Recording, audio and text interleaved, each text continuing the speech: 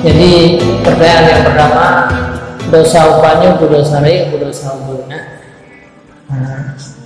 Jadi dalam ayat jelas bahwa upahnya dilarang, wala ta'ta ba'dukum ba'dan. Hal yuhibbu an ta'kulu lahma akhi.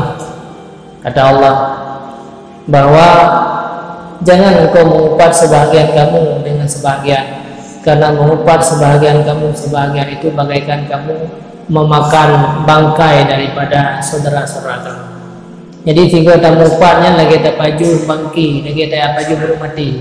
Tiga tamu upat lagi paju burung mati, duknan dosanya.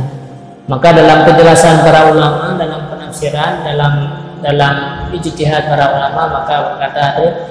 Jadi dosa-dosa yang rayanya nah pada macam khilaf para ulama. Nah sebagai ulama dosa raya hanya buat macam ada, yaitu membunuh, berzina, lari pada sah peperangan.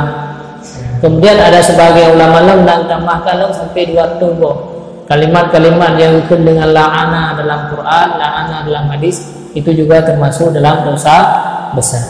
Tentang masalah upahnya, maka sebagian ulama berpendapat bahwa menyata upah orang yang alim maka dosa besar, tapi menyata upah orang yang biasa yang bukan dosa besar, dosa kecil, tapi menyelele tu sijum tak upah yang dia ke dosa besar sih.